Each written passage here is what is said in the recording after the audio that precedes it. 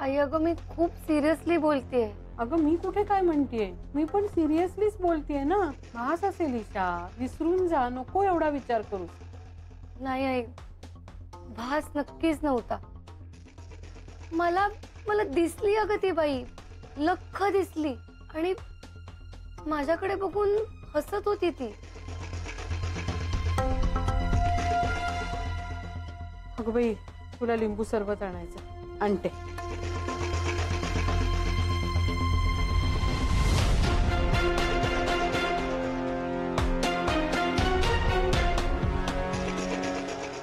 एखादी बहीण वगैरे असेल का माझी?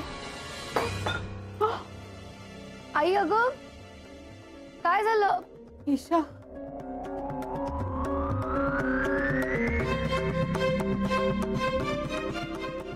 काय म्हणालीस? आई अगं मी फक्त विचारलं की माझी कुठली अशी बहीण आहे का जी आता नाहीये, चुलत किंवा मावस अशी.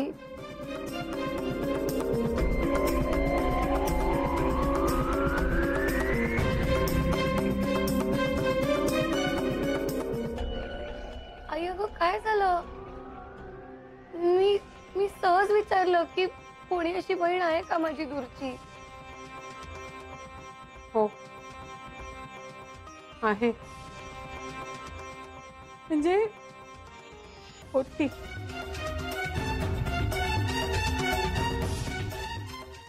माझी बहीण? हो. मावस चुलत? ईशा,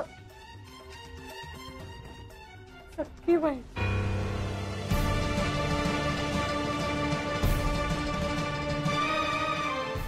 ईशा, तुझ्या आधी आम्हाला एक मुलगी झाली होती. 3 महिन्याची असताना ती गेली. बाबा अगदी खचून गेले ग. आणि मग 3 वर्षांनी तू झालीस.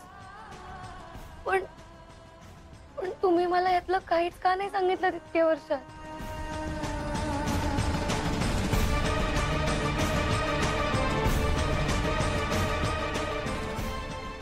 बाबा तर अगदी खचून गेले होते ग. आणि त्यात असं झालं, एकामागून एक संकट येत राहिली. मग आम्ही दोघांनी ठरवलं की ह्या दिवसांची आठवणच काढायची नाही. कठीण होतं ग दुःख पचवणं. म्हणून मग तुझ्या बाबांनी आणि मी ठरवलं की याचा उल्लेख नाही करायचा. पहिली 3 वर्ष खूप वाईट गेली आमची ईशा. मग नंतर तू झालीस आणि हळूहळू परिस्थिती बदलायला लागली. आता ती गेली ग. मग तुला तरी कशाला सांगायचं ना? तीच होती का ग? नाही आई, तू तर म्हणतेस की ती 3 महिन्याची असताना गेली. पण मग ती मला दिसलेली बाई कशी असेल? कुठली बाई?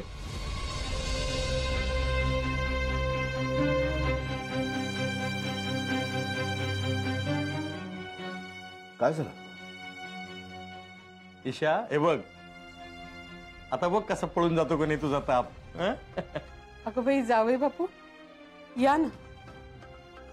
आई, आई तुमचं मूड ठीक नाही का आज? नाही नाही, असं काही नाही. मी चहा करून आणते. पुष्पा, नाही तू चहा करच, पण नंतर कर. अरे जरा इकडे.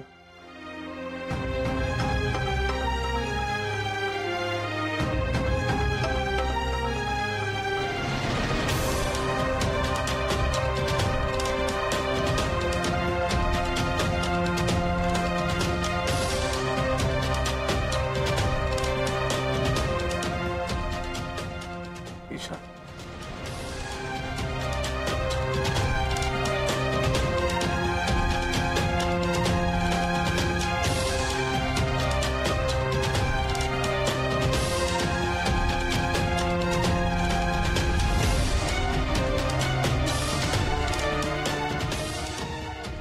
मी पाणी आणते. थांब,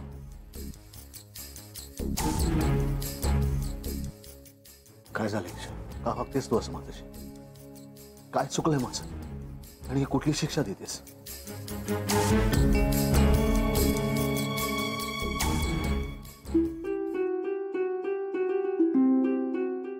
पुष्पा काय झालंय? तुझा खरंच मूड नाहीये का ग? सर पण काय म्हणत होते मगाशी?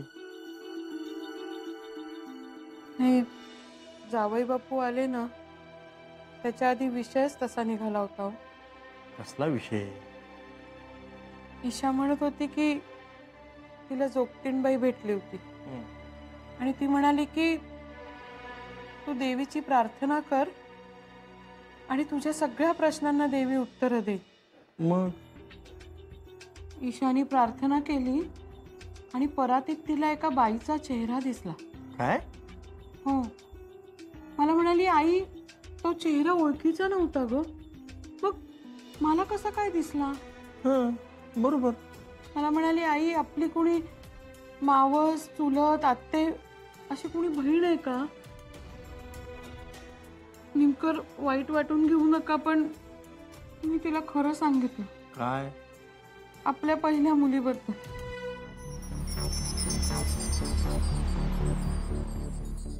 काय हे पुष्पा, तू तिला आत्ता सांगितलंस? अहो मलाही सुचलं नाही हो. म्हणजे मला असं वाटलं की त्या परातीत ईशाला त्या मुलीचा चेहरा दिसला नसेल ना.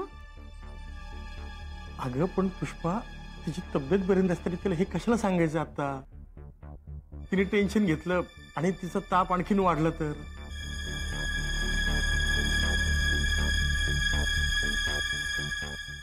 सर पण मी काय केलंय?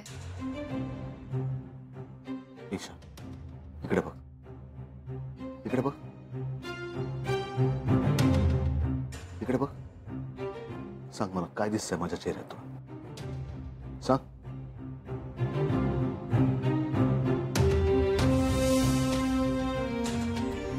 सूर आहे सखी, मौन आहेस तू. I trust you. Do you trust me? Gaja Patil आपल्या कंपनीतला एक कामगार होता. तो गुन्हेगारी प्रवृत्तीचा माणूस आहे. का कळेना मला कोण आहेस तू. तुझ्या ब्रह्मदेवानी येऊन जरी मला सांगितलं ना सरांविरुद्ध काही, तरी मी विश्वास नाही ठेवणार. त्याचं खरं नाव आहे गजेंद्र.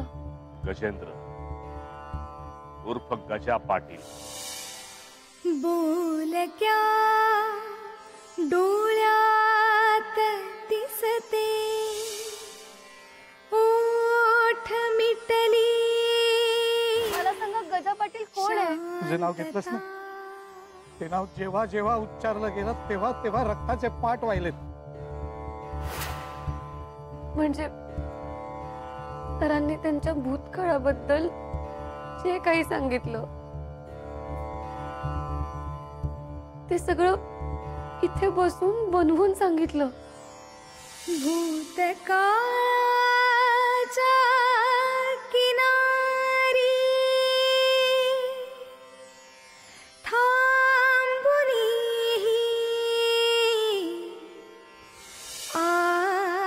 आर्तता. माझ्या आई वडिलांना फसवलं सरांनी, मला फसवलं, अगदी पहिल्यापासून फसवलं. आम्ही विश्वास ठेवला सर, पण तुम्ही विश्वासघात केलात. तुला पाहते रे, तुला पाहते रे. गेले 2 दिवस झोपलो नाही मी ईशा. सतत एकच विचार करतोय तुझा. विचार करतोय की काय चुकलंय माझं, की माझी बायको माझ्यापासून अशी दूर निघून चालली. त्या दिवशी तू इकडे निघून आलीस, मला असं वाटलं की तुला 2 दिवस तुझ्या आई वडिलांकडे जायचं असेल, तुला बरं वाटेल, मी तुला न्यायला आल्यानंतर तू पटकन माझ्या बरोबर यायला तयार होशील, पण तू नाही आलीस. आईसाहेब आणि जयदीप सुद्धा इथे येऊन गेले तुला न्यायला, पण तू घरी नव्हतीस. त्याच्यानंतर मी तुला फोनवरती फोन करतोय, पण तू फोन उचलत नाहीस आणि कोणालाही माहित नाहीये तू कुठे गेलीस. मला असं वाटायचं की या जगात मी एकटा असा आहे की ज्याला माहिती आहे ईशा कुठे आहे, पण मलाही तू सांगितलं नाहीस. घरी परत आलीस ते तापाने फणफणलीस, पण हेही तुला मला कळवावं असं वाटलं नाही. घरी सगळेजण तुझी काळजी करत होते, तुला माहितीये. अवॉर्ड फंक्शनला सुद्धा तू आली नाहीस ईशा. माझी तर जायची इच्छाच झाली नाही.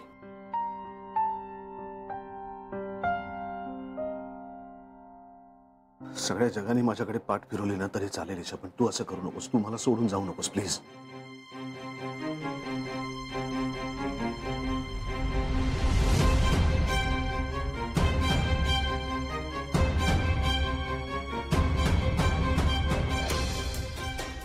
सर, असं काहीच नाहीये.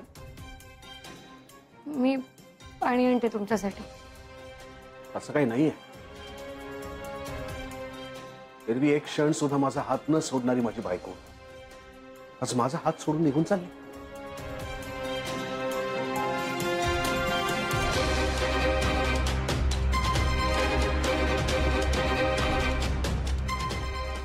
मी हरलो ईशा.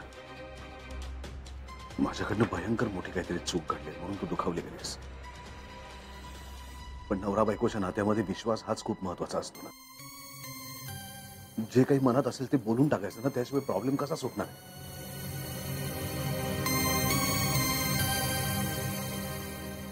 हे बघ, तुला जेव्हा वाटेल तेव्हा तू माझ्याशी तुझ्या मनात जे काही ते बोल.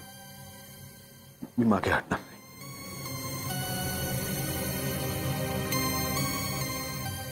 ठीक आहे.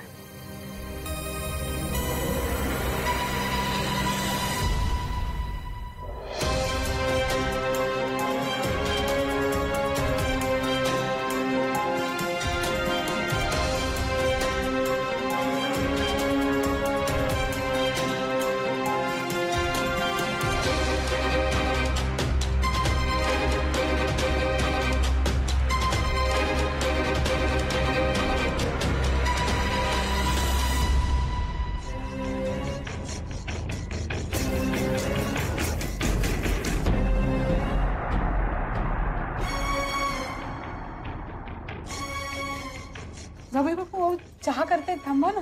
येतो मी. सर,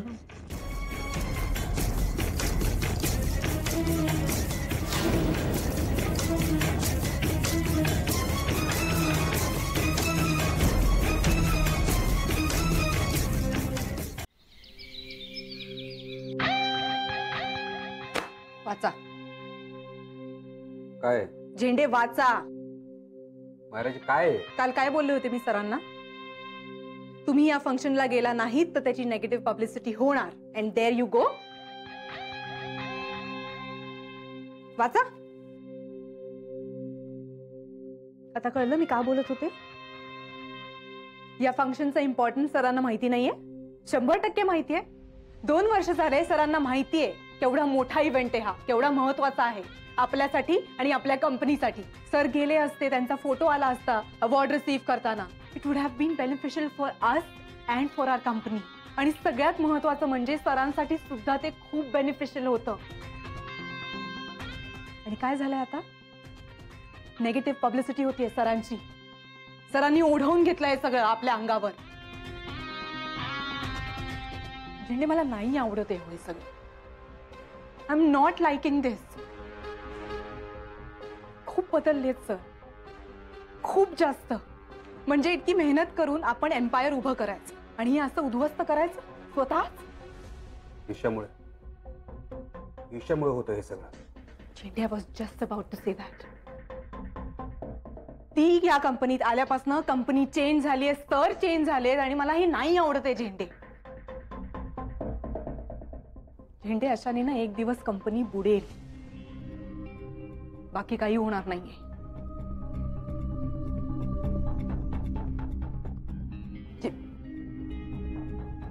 झेंडे, मी काहीतरी बोलतेय तुमच्याशी. झेंडे, झेंडे. महाराजी, समजा मी इथं उभा आहे आणि तुम्ही तिथे उभे आहात. आपल्या दोघांच्या मध्ये 2 खुर्च्या आहेत. मला तुमच्यापर्यंत पोहोचायचं असेल तर मी कसं येऊ? काय बोलताय तुम्ही? तुम्ही फक्त एवढं सांगा, मला तुमच्यापर्यंत पोहोचायचं असेल तर मी कसं पोहोचू? त्या खुर्च्या हलवा, पण समजा त्या फिक्स असतील तर? मार्ग बदला. येस, मार्ग बदला. मायराजी, एखादी गोष्ट जर सरळ मार्गाने मिळत नसेल ना, तर वाट वाकडी करावीच लागते.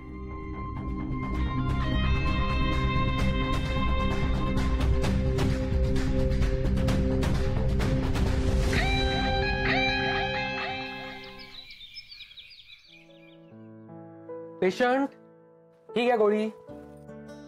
आणि हे घ्या पुस्तक, वाचा. तुमचा वेळ चांगला जाईल. थँक्यू. थँक्यू वगैरे ठीक आहे, पण हे वाचून झाल्यावर मला परत दे हा. पण मला सांग, तू अशी अचानक कशी काय आजारी पडलीस ग? त्याचं कारण जरा विचित्र आहे रुपाली. म्हणजे म्हणजे मला माहित नाही तुम्ही विश्वास ठेवाल का नाही माझ्यावर, पण अगं मी बाहेर पडले होते तेव्हा मला जोगतीण भेटली रस्त्यात. जोगतीण? म्हणजे मागच्या वेळेला तुमच्या घरी आलेली तीच का? हो, तीच. तिला वाटलं की माझ्यावर खूप ताण आहे, म्हणून तिने अंबाबाईकडे प्रार्थना केली आणि माझ्यासाठी मागणं मागितलं. मग तिने एका परातीत पाणी टाकलं आणि मला म्हणली परातीत बघ. आणि जेव्हा मी त्या पाण्यात पाहिलं ना, तेव्हा मला माझा नाही, एका वेगळ्याच बाईचा चेहरा दिसला. अगं कसं शक्य आहे हे ईशा? म्हणजे त्या पाण्यात तुला तुझं प्रतिबिंब दिसलंच नाही, वेगळाच चेहरा दिसला. अगं एक मिनिट. हे बघ, मी माझ्या मोबाईलचा फ्रंट कॅमेरा ऑन केला, बरोबर? आणि इथे मला माझा चेहरा दिसतोय, पण ईशाच्या मते तिला इकडे भलताच चेहरा दिसला. हे कसं शक्य आहे? विपिन, अरे खरंच सिरियसली सांगतोय मी. हे म्हणजे हे असं पण असतं का? मी पहिल्यांदाच ऐकते हे सगळं. हे बघा, तुम्ही विश्वास ठेवा किंवा नका ठेवू, मला एका वेगळ्या बाईचा चेहरा दिसला त्या पाण्यामध्ये, तोही अगदी स्पष्ट. बापरे, मी जर हिच्या जागी तिकडे असतो ना, तर हार्ट अटॅक होऊन पडलोच असतो.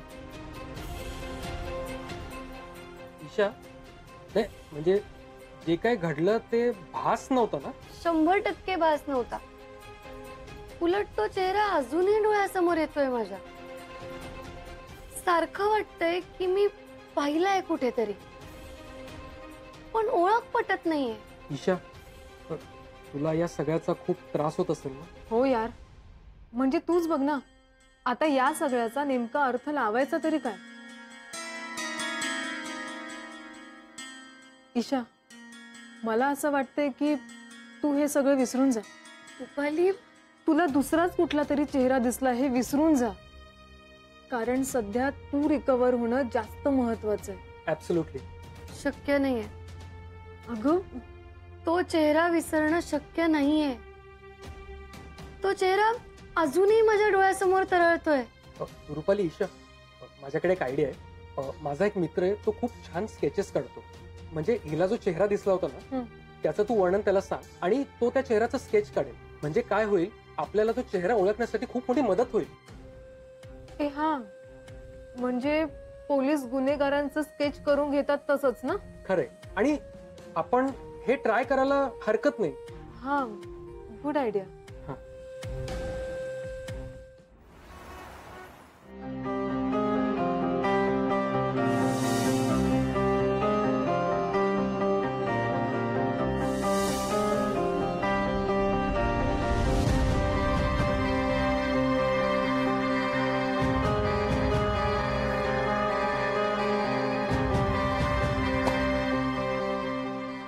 आजचा पेपर वाचलास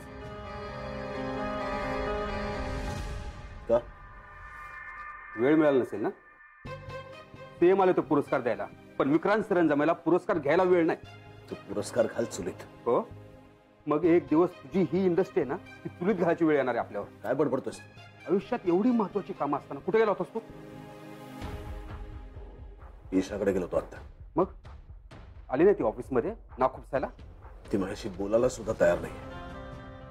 ती माझ्याबरोबर थोडीच येणार आहे. म्हणजे तिला ताप आला होता म्हणून भेटायला गेलो होतो. बोलली नाही माझ्याशी, अंतर राखून होती. हो ना, मग तू कशाला वेळा झाला तिच्या पायी? हे ना सोडून तिला आणि इकडे लक्ष घाल. नको तिकडे वेळ वाया घालू नकोस विक्रांत. नको तिकडे? इतका सगळा प्लॅन मी तिच्या जीवावरती केला, तू असं फुकटचं घालू? प्लॅन फुकट घालू नकोस, पण तिच्यावर एवढा वेळ वाया घालू नको तू. ती माझ्यासाठी महत्वाची आहे झेंडे. किती महत्वाची आहे विक्रांत? प्लॅन पुरतीच ना? बोल ना, बोल ना, प्लॅन पुरतीच महत्वाची आहे ना? मी अडकलोय तिच्यात.